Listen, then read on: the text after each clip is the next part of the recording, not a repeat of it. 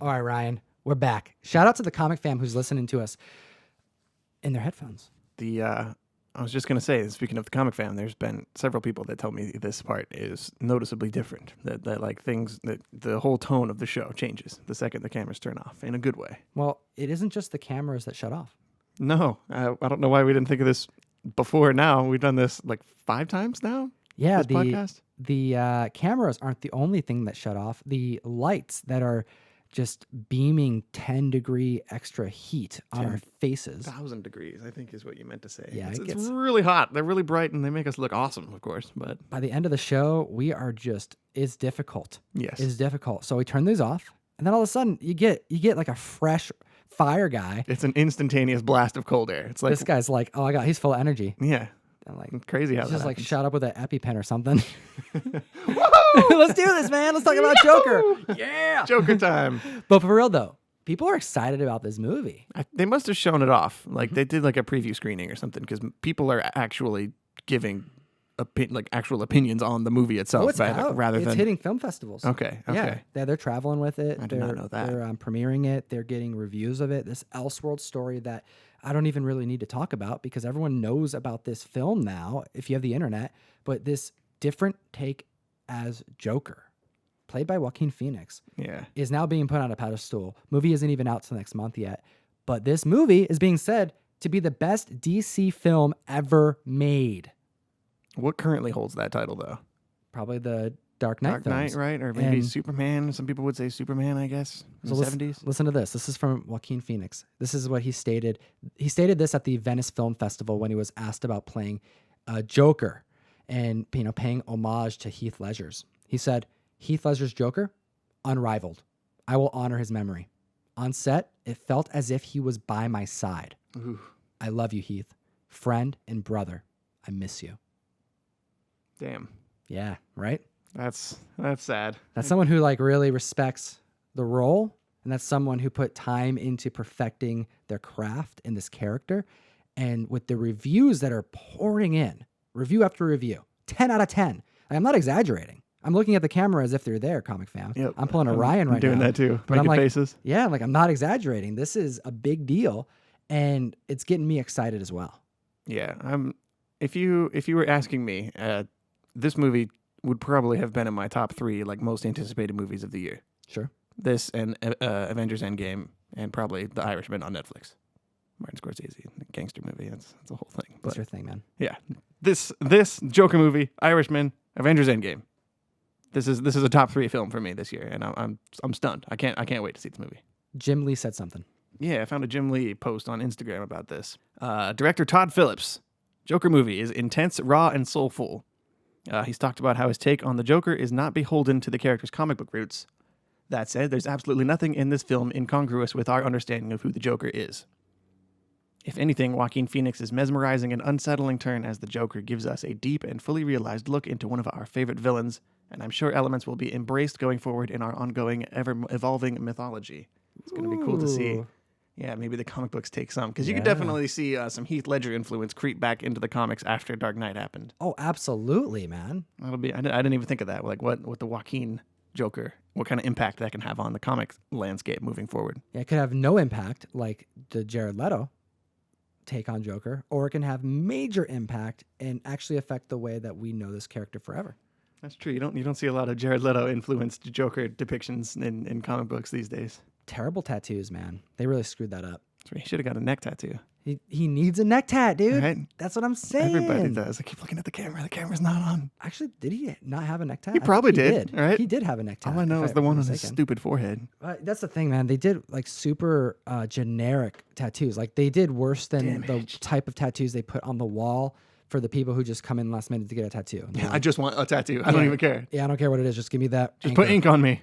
I need it. Jared Leto tattoos Joker. I'm gonna look it up right now because I just want to see if he has it. Yeah, he's got a neck tat. Does he? Yeah, right there. Look at that. No, it's a card. It's like a card. The Ace of Spades because he's bad. The Ace of Spades. That's what you want to think about with the Joker, right? That was beautiful. But you know what? I really liked his Joker. I think that the character design was actually pretty dope. He was a gangster version of the Joker. It was the only time in the movie I got excited. I perked up and actually looked at the screen instead of. Oh, it was absolutely the best part of that movie. Yes. but it's All 5 minutes he was in it. yeah, the whole 5 minutos. Okay, now you brought up another subject for today's conversation that I really enjoyed. I want to chat about it with the community, the diehards who are listening to us right now in their headphones. Thank you for listening to us. Please rate the show on whatever platform that you're listening to us on. It is huge. Holy smokes, Ryan, we have a bunch of positive reviews on iTunes for the first time, really. And that to me is like, it's a new feeling, man, because I'm a podcast connoisseur. So seeing those stars, I'm like, holy smokes. We have stars now. We got stars on iTunes. Ah. So I appreciate the Comic Fan for doing that. But Thank you. the subject of the conversation now is you kind of like feeling like a little bit of a hypocrite, A little bit. right? Yeah. Let's chat about that. So this past week, Batman Superman came out, and it's a comic about Batman Superman, and it turns out the story is based around the Batman Who Laughs, which I did not really know going in, but now that I read it, I'm excited. I want to read more. I like the character Batman Who Laughs. And then it got me thinking about the plot of this comic. I guess if you don't want spoilers, skip forward some certain amount of time. But it basically revolves around the Batman Who Laughs trying to infect various characters in the DC universe with the same kind of poison gas that made this alternate dimension Bruce Wayne lose his mind and go crazy and kill everybody. So this first issue ends with a kind of Shazam Who Laughs kind of popping out at the end. And my first feeling on closing the book was kind of like a little bit of caution, like, oh no, I hope they're not going to just Jokerize every single character in the DC universe. And it got me thinking about how many times I have been on the mic complaining about my distaste for Marvel doing this same kind of thing in the past few years, and it feels a little hypocritical of me to not point out the contradiction there. It's like you're buying this. Yeah, I bought the Batman Who Laughs miniseries. I read all of Dark Knight's Metal and all the tie-ins. I didn't really like it. And they weren't even that great. I didn't like it. Yeah, I like the character more than I like the storyline. I think a lot of people did too. Yeah, and I didn't ever finish the Batman Who Laughs miniseries. I read the first few issues, and it's fine. I mainly really enjoyed Jock's art more than the writing there. Which says something because you're a writing guy. Yeah, and I really like Scott Snyder too, and he's the creator of this character. But this is this Batman Superman series with him as the villain is written by Joshua Williamson, so it has a different kind of feel to it. It's a different person, Different tone, yeah. Taking on the character. It feels cool, and I'm intrigued by the possibility of other characters in the DC universe maybe mysteriously getting taken over by the Batman Who Laughs, but at the same time it feels dangerously close to what Marvel was doing by taking two different characters and smashing them together because they look cool. In this last week, I was watching Comic Drake while he was doing some editing on YouTube. He's another content creator that I enjoy. Does a lot of great informative videos on comic books and superheroes. And he mentioned that his favorite Marvel character right now is Gwenpool. Yep. And see, there you go. That's the 10th time I've heard that in the last year. People with opinions that I respect that will go out of their way to be like, oh no, this new character that is a cross between this character and this character, that's my new favorite. And I think about that, and then I also think about the times where we complain about that happening, and it's like, oh, well, we wonder why these things happen is because sometimes they land, and they land hard. They do. And this is a time where when they do land, like Batman Who Laughs, I'm thinking imagine Wonder Woman, Green Lantern, all these different A-listers from the JLA. They're going to be coupled with a successful new franchise that has been started by one of the best writers in the game right now, Scott Snyder.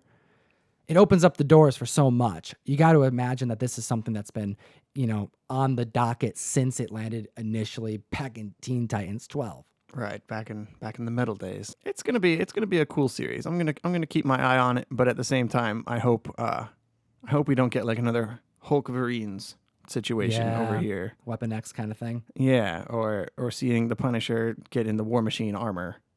Or a mashup of Doctor Strange and Captain America for some random reason. And I'm judging, I'm complaining. I never read any of those comics, so I can't really complain with any kind of real leg to stand on. Well, you don't have to. So many people have. There's enough of a populace that have riled against a lot of those decisions in comics, and they're very boisterous. If you want to listen to people just complain about that all day, right. It's some of the biggest comic book content that exists on YouTube.